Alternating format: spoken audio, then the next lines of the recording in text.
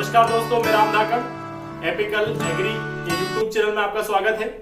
आज हम आम की कल्टीवेशन के बारे में पढ़ने वाले हैं। बेसिक बातें जो आम के बारे में परीक्षाओं में पूछी जाती है, इसके बारे में हम पढ़ने वाले हैं। पिछले लेक्चर में हमने फलों का वर्गीकरण किया था, क्लासिफिकेशन किया था अलग अलग आधार पे। अब हम एक एक फलों के बारे में पढ़ेंगे। सबसे पहले आम के बारे में। आम एक ऐसा फल है जिसे भारत में फलों का राजा कहा जाता है, बाथरूम फल के नाम से जानते हैं, और नेशनल फ्रूट ऑफ इंडिया यानी कि भारत का राष्ट्रीय फल भी आम को ही कहा जाता है। आम एक ऐसा फल है जो विश्व में सबसे ज्यादा भारत में उत्पादित होता है। भारत वह देश है जो सबसे ज्यादा आम का उत्पादन करता है तथा आम का सर्वाधिक क्षेत्रफल एरिया या क्षेत्रफल की बात करें तो वह भी आम का सबसे ज्यादा भारत में है। अर्थात ये कहे कि मैंगो के प्रोडक्शन में और एरिया में इंडिया जो है वो फर्स्ट पोजीशन पे आता है। लगभग विश्व का 50% आम भारत में प्रोडक्शन होता है। तो आइए हम इसके बारे में पढ़ते हैं, जिसे फलों का राजा भी कहा जाता है, बाथरूम फल भी कहा जाता है। इसके बारे में कुछ महत्वपूर्ण बातें हम पढ़ते हैं। सबसे पहले बात करें इसका बोटेनिकल नेम क्या है, वानस्पतिक नाम क्या है। तो आम का जो बोटेनिकल नेम है वो मेंजिफेरा इंडिका है।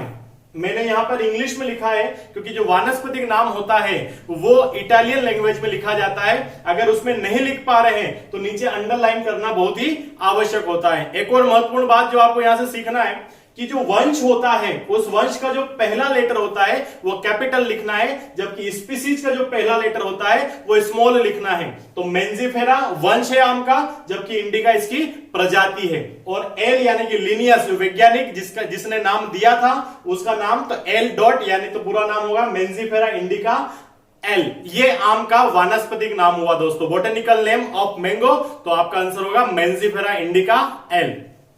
परिवार या फैमिली की बात करें, कुल की बात करें तो ये एनाकार्डियेसी फैमिली से बिलोंग करता है। एनाकार्डियेसी परिवार आम के अलावा काजू और पिस्ता, कैश्यू नट और पिस्टेचू नट, ये दोनों का परिवार भी एनाकार्डियेसी है। तो आपको आम के अलावा काजू और पिस्ता दोनों का परिवार भी याद रखना है कि वह परिवार एनाकार्डियेसी ही है। तो आम का परिवार एनाकार्डियेसी।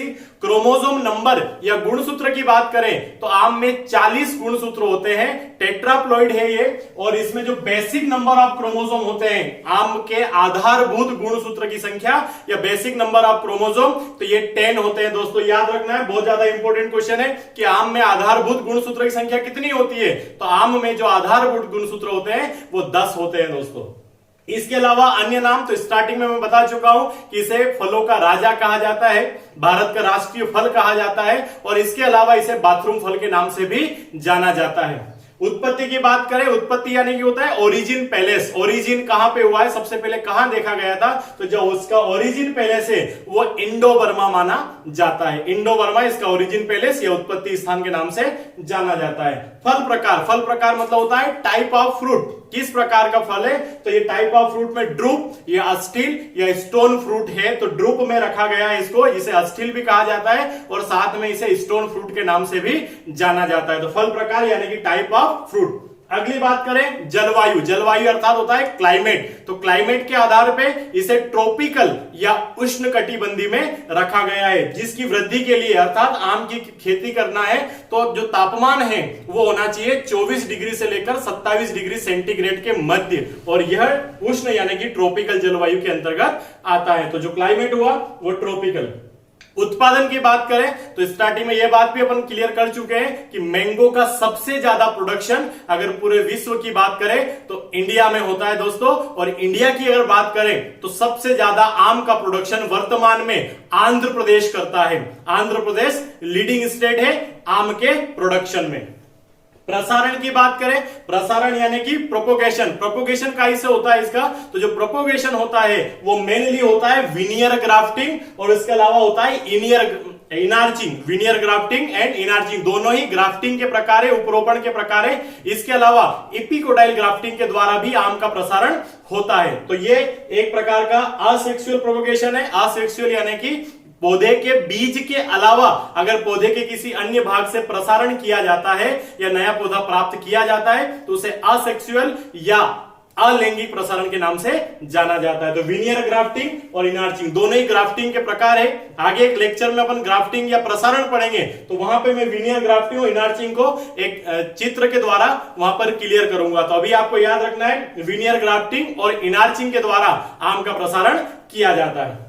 खाने योग्य भाग की बात करें तो इडिबल पार्ट यानी कि आम के फल का वो कौन सा भाग है जिसे अपन खाते हैं। इडिबल पार्ट क्या है? जो इसका इडिबल पार्ट होता है वो मीजोकार्प होता है। मीजोकार्प यानी कि मध्य फल भित्ति। एक आम के फल की बात करें तो जो छिलका है उसे अपन पेरिकार्प कहते हैं। जो बीच में गुदा वाला भाग होता है उसे मीजोकार्प कहते हैं और जो सबसे अंदर बीज वाला भाग होता है उसे अपन बोलते हैं इंडोकार्प। तो इसका कौन सा भाग खा रहे हैं अपन? ऊपर वाला छिलका नहीं खा रहे, बीज नहीं खा रहे, बीज का गुदा खा रहे हैं और गुदा वाला जो भाग है उसे बायोलॉजी की भाषा में जो कहते हैं वो मीजोकार्प या मध्य फल भित्ति के नाम से जाना जाता है। बहुत ज्यादा इंपॉर्टेंट क्वेश्चन है। इडिबल पार्ट क्या है? तो इडिबल जो पार्ट है इसका वो क्या है? मीजोकार्प। ये जो मीजोकार्प इडिबल पार्ट है ये पपाया का भी यही है। पपाया यानी कि पपीता का जो खाया जाने वाला भाग है वो भी क्या है दोस्तों?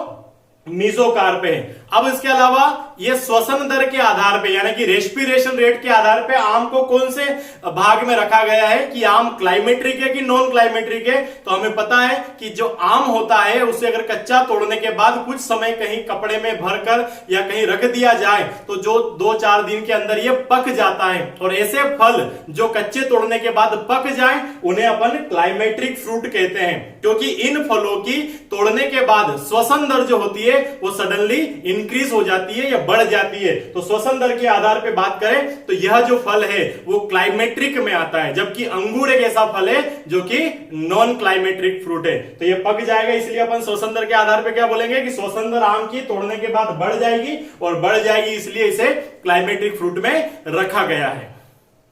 अब इसके बाद हम बात करें कि आम में परागण या पोलिनेशन कैसा होता है। तो जो पोलिनेशन होता है वो क्रॉस पोलिनेशन होता है। क्रॉस पोलिनेशन अर्थात पर परागण, और पर परागण जो होता है वो घरेलू मक्खी अर्थात हाउस फ्लाई, जिसका जूलॉजिकल जो नेम है वो है मस्का डोमेस्टिका। तो आपको याद रखना है क्रॉस पोलिनेटेड क्रॉप है मैंगो और इसमें घरेलू मक्खी के द्वारा या हाउस फ्लाई के द्वारा परागण होता है और उस हाउस फ्लाई का जो जूलॉजिकल नेम है वो है मस्का डोमेस्टिका। तो जो परागण है वो पर परागण अर्थात क्रॉस पोलिनेशन होता है। इसके बाद हम बात करें पुष्पक्रम, इन्फ्लोरोसेंस कौन से टाइप का होता है। तो जो इसका इन्फ्लोरोसेंस है वो पेनिकल है। पेनिकल जो कि ग्रेप्स का भी है वही इन्फ्लोरोसेंस इसका भी होता है। और फसलों में अगर अपन पढ़ें तो जो धान होता है, राइस होता है अपना, उसका भी इन्फ्लोरोसेंस जो होता है वो पेनिकल है। तो आम का पेनिकल, धान का भी पेनिकल और अंगूर का भी पुष्पक्रम क्या होता है दोस्तों? पेनिकल होता है। इसके बाद हम बात करें स्पेसिंग यानी कि जब हम इसकी किस्मों को खेतों में जब लगाएंगे तो कितनी दूरी पे लगाएं। फसल अंतरण कह दे, पौध अंतरण कह दे या प्लांट स्पेसिंग की बात करें तो जो देसी वैरायटी होती है आम की उनको हम 10 बाय 10 मीटर पर लगाएंगे। ये इसका एक आइडियल स्पेसिंग होती है प्लांट टू प्लांट और रो टू रो के बीच में। तो ये प्लांट टू प्लांट और रो टू रो जो डिस्टेंस होती है वो 10 मीटर होती है। अर्थात हम बात करें तो ये जनरल देसी वैरायटियों की बात करें, लेकिन एक वैरायटी है आम्रपाली जो कि बोनी किस्म है, ड्वार्फ वैरायटी ऑफ मैंगो है, जिसे 2.5 इंटू 2.5 मीटर पर लगाया जाता है। तो अगर आम्रपाली की स्पेशल पूछे तो 2.5 इंटू 2.5 और जनरली अगर पूछे तो मैंगो को 10 इंटू 10 मीटर पर लगाया जाता है। अब हम बात करें कि बोनी किस्म यानी कि ड्वार्फ वैरायटी कौन सी है, नाटे कद वाले आम कौन सा है, छोटी किस्म कौन सी है, तो वह किस्म है आम्रपाली। और अभी मैंने बताया कि आम्रपाली अगर सबसे छोटी वैरायटी है तो इसे 2.5 इंटू 2.5 मीटर पर लगाना चाहिए। अगर अपन उसको हाई डेंसिटी पे लगाएंगे, पास लगाएंगे तो number of plant per hectare बढ़ जाएंगे। जैसे अगर यहां पे लगाए अपन 10 इंटू 10 पे लगाएंगे तो 1 हेक्टेयर में पौधों की संख्या आएगी 100, क्योंकि इसका जो प्लांट पॉपुलेशन ज्ञात करने का जो फार्मूला है वो है plant population equal to total area वर्ग मीटर में या स्क्वायर मीटर में अपॉन स्पेसिंग। तो अगर बात करें टोटल एरिया की बात करें तो 1 हेक्टेयर और 1 हेक्टेयर मतलब 10,000 वर्ग मीटर। तो 10,000 वर्ग मीटर अपॉन में आ जाएगा 10 इंटू 10, 2 जीरो से 2 जीरो कट जाएगी, 100 बचेगा दोस्तों। तो अगर 10 इंटू 10 पे लगा रहे तो प्लांट पॉपुलेशन कितनी होगी, 100 होगी। और यदि आम को 2.5 इंटू 2.5 पे या 2.5 इंटू 2.5 पे लगा रहे हैं तो प्लांट पॉपुलेशन पर हेक्टेयर जो आएगी वो 1600 आएगी दोस्तों। तो पास पास लगाएंगे, इसलिए यहां पे याद रखना है कि जो आम्रपाली है वो हाई डेंसिटी प्लांटिंग अर्थात एचडीपी के लिए सबसे अच्छी वैरायटी मानी जाती है। एचडीपी हाई डेंसिटी प्लांटिंग, उच्च सघन रोपण। जब बहुत पास पास आम के पौधों को लगा दिया जाता है तो उसे एचडीपी या हाई डेंसिटी प्लांटिंग के नाम से जाना जाता है। अब हम बात करते हैं कि आम की रेशे वाली किस्म कौन सी है, रेशे रहित किस्म कौन सी है, फाइबरलेस। ऐसी कौन सी वैरायटी आम की जिसमें रेशा नहीं होता है, फाइबर नहीं होता है, तो उस किस्म का नाम है रत्ना। रत्ना जो एक वैरायटी है यह हाइब्रिड वैरायटी है, क्रॉस वैरायटी है, इसकी याद रखना है आपको, हाइब्रिड वैरायटी है। इसके बारे में डिटेल इसके बाद हम पढ़ने वाले हैं। तो हाइब्रिड वैरायटी रत्ना जिसमें कि रेशे की मात्रा नहीं होती है। इसके अलावा सबसे मीठी किस्म कौन सी है, ऐसी कौन सी वैरायटी है मैंगो की जो सबसे ज्यादा स्वीट है, सबसे ज्यादा मीठी है, तो वह किस्म है चौसा। और चौसा के अलावा सकुल भी एक ऐसी वैरायटी है जो सबसे मीठी किस्म के अंतर्गत रखी गई है। तो यहां पे आपको एक जो वैरायटी याद रखना है वो चौसा याद रखना है। देन आफ्टर बीज रहित किस्म, ऐसी कौन सी वैरायटी है जो सीडलेस है। सीडलेस का मतलब ऐसा नहीं कि बीज नहीं है, बीज होता है लेकिन अदर वैरायटियों में बहुत छोटा होता है, कम होता है, यानी कि उसमें पल्प का मान बढ़ जाएगा और जो सीड होगा वो बहुत छोटा होता है, इसलिए इसे कहा जाता है सीड रहित या बीज रहित किस्म कौन सी है, तो उस वैरायटी का नाम है सिंधु। अब सिंधु में अगर बीज छोटा है तो उसका पल्प जो होता है, गुदा जो होता है, उसका मान सबसे ज्यादा होता है। तो यहां पे क्वेश्चन उल्टा अगर पूछे कि आम की ऐसी कौन सी वैरायटी है जिसमें गुदे का मान सबसे ज्यादा होता है, एडिबल पार्ट सबसे ज्यादा होता है, तो वह वैरायटी है सिंधु। और जो सिंधु वैरायटी है यह भी एक हाइब्रिड वैरायटी है, एक संकर किस्म है जिसके बारे में हम आगे पढ़ेंगे। अब इसके बाद हम बात करें कि आम में टीएसएस प्रतिशत कितना होता है। टीएसएस का मतलब होता है total soluble solid, total soluble solid, अर्थात हम बात करें कुल विलय ठोस का परसेंट कितना है, तो जो टोटल सोल्यूबल सॉलिड होता है वो आम में 20% होता है।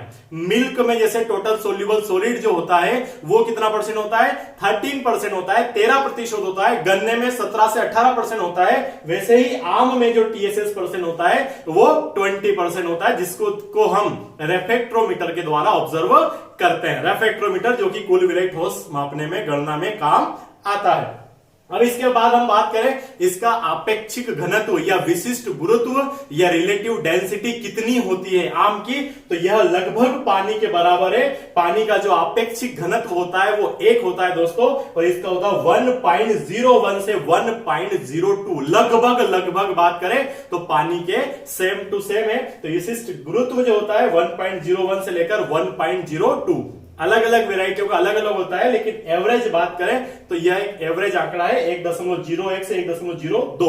आपेक्षिक घनत्व की कोई इकाई नहीं होती है, यूनिट लेस होता है, इसलिए यहां पर कोई यूनिट नहीं है।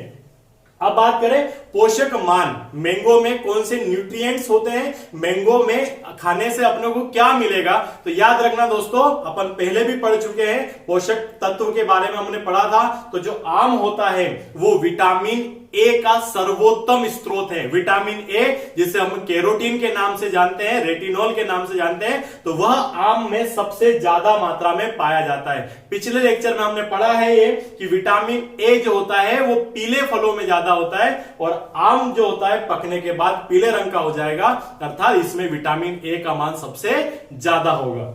देन आफ्टर हम बात करें सर्वाधिक क्षेत्र वाली किस्म, मतलब इंडिया में सबसे ज्यादा एरिया में किस वेराइटी की कल्टीवेशन होती है।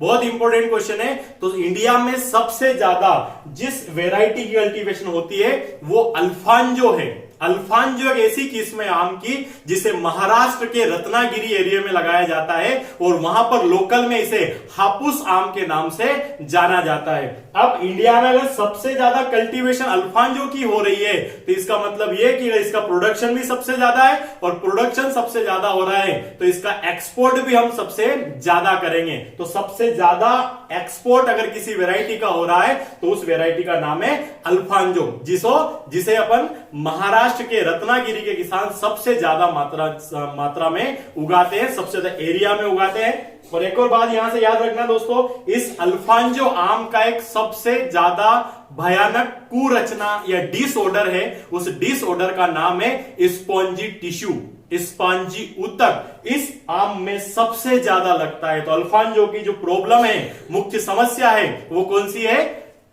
स्पॉन्जी ऊतक। अब हम बात करें कि आम की ऐसी कौन सी वैरायटी है जो ऑक्टाप्लॉइड है। अभी हमने यहां बात किया है कि आम में 40 गुणसूत्र होते हैं और बेसिक नंबर ऑफ क्रोमोसोम कितना है? 10 है, तो ये टेट्राप्लॉइड हुआ आम। लेकिन वेलाइयो कोलम्बन आम की एक ऐसी वैरायटी है जो ऑक्टाप्लॉइड होती है। ऑक्टाप्लॉइड अर्थात इसमें गुणसूत्र की संख्या 80 होगी, 80 होगी, ठीक है। तो ऑक्टाप्लॉइड आपको याद रखना है, वेलाइयो कोलम्बन। पुष्पन, तो आम में जो पुष्प होते हैं वह नर और उभयलिंगी होते हैं, नर और उभयलिंगी पुष्प होते हैं। और एक और बात याद रखना दोस्तों कि जो आम में फ्लावरिंग होती है वो 1 साल पुरानी शाखाओं पर होती है। ओल्ड ग्रोथ, जो सीजन ग्रोथ की जो शाखाएं होती है, ओल्ड ग्रोथ जिसको अपन कहते हैं, उसमें फलन होता है। आम में मादा पुष्प को अभाव होता है, लेकिन नर और उभयलिंगी पुष्प बहुत ज्यादा मात्रा में पाए जाते हैं। अब जो फलन होगा वो उभयलिंगी या हर्माफ्रोडाइट फूलों से ही प्राप्त होता है। तो जितने भी उभयलिंगी पुष्प होते हैं उसके 99.9% पुष्प झड़ जाते हैं, 0.1% पुष्प से ही फल बनते हैं। ये बहुत ज्यादा पूछा गया क्वेश्चन है कि जितने भी पुष्प आए उसके कितने परसेंट पुष्पों से फल बनते हैं, तो वो है 0.1%। बाकी 99.9% जो पुष्प होते हैं वो झड़ जाते हैं या उनका ड्रॉप हो जाता है।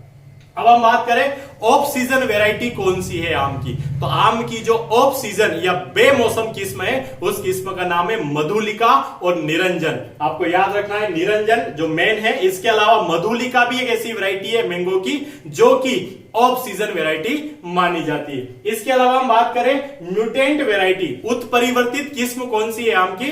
तो उत्परिवर्तित वाली जो किस्म है वो रोजिका है। रोजिका आम की एक ऐसी किस्म है जिसका विकास या जिसका डेवलपमेंट म्यूटेशन के द्वारा हुआ है या उत्परिवर्तन के द्वारा हुआ है। तो आपको यह भी याद रखना है। लेट मेच्योर वैरायटी यानी कि देरी से पकने वाली आम की किस्म कौन सी है। तो देरी से पकने वाली आम की किस्म है फजली, और बेमौसम पकने वाली किस्म कौन सी है? निरंजन। बेमौसम यानी कि ऑफ सीजन, जब सीजन नहीं है तब भी फल देने वाली वैरायटी है तो निरंजन और मधुलिका। जबकि लेट मेच्योर वैरायटी कौन सी है दोस्तों? फजली है। इसके अलावा आम्रपाली की स्पेसिंग हम बात कर चुके हैं, डाई इंटू डाई पे या 2.5 इंटू 2.5 मीटर पर इसको लगाया जाता है, क्योंकि ये बोनी किस्म, और बोनी किस्म है इसको हाई डेंसिटी प्लांटिंग या पास लगाया जाता है। प्रति हेक्टेयर पौधों की संख्या पर हेक्टेयर, तो यहां हमने बात कर चुके हैं कि जो देसी वैरायटी है 10 इंटू 10 पे लगाओगे तो पर हेक्टेयर कितने पौधे आएंगे? 100 आएंगे। और यदि इसे 2.5 इंटू 2.5 पे लगाओगे अगर आम्रपाली वैरायटी को, तो प्लांट की संख्या कितनी आएगी? 1600 पौधे पर हेक्टेयर आएंगे। कैसे निकालते हैं? तो टोटल एरिया लेना है आपको वर्ग मीटर में या स्क्वायर मीटर में, टोटल एरिया अपॉन प्लांट की स्पेसिंग कितनी है। अगर टोटल एरिया बात करें पर hectare, 1 hectare equal to 10,000 square metre या 10,000 वर्ग मीटर होता है, अपॉन 2.5 इंटू 2.5 तो 1600 आ जाएगा, या 10,000 बटे 10 गुणी 10 लेंगे तो 2 जीरो से 2 जीरो कट जाएगी, कितना हो जाएगा? 100 बचेगा। तो दोनों ही प्रकार से, जनरल लगाओगे तो 100 और आम्रपाली लगाओगे तो 1600 पौधे पर हेक्टेयर लगेंगे। इसके अलावा हम बात करें कि इसकी वेराइटियां कौन कौन सी है, तो इसकी वेराइटियां देसी वेराइटियां भी है, हाइब्रिड वेराइटियां भी है। हाइब्रिड वेराइटी को हम उनके पेरेंट्स के साथ पढ़ेंगे कि कौन सी 2 किस्मों के संकरण से इसका निर्माण हुआ है या वो वेराइटी डेवलप हुई है। हम देसी वेराइटियों की बात करें, वैसे तो अगर देखा जाए तो आम की बहुत सारी वेराइटियां, लेकिन कुछ मेन वेराइटी की बात करें तो अल्फांजो वेराइटी मेन है, दशहरी, नीलम, तोतापरी, गुलाब खास, मोहनभोग, बैगनपल्ली, हिमसागर, केसर, चौसा, कृष्णभोग, लखनभोग, मोहनभोग, है ना। इसके अलावा पेरी, जर्दालू, ऐसी बहुत सारी वेराइटियां इसकी है, लेकिन मेन वेराइटी दशहरी, नीलम, तोतापरी, गुलाब खास, मोहनभोग, लखनभोग, कृष्णभोग, खसूल खास, गुलाब खास, ये इसकी मेन वेराइटी है।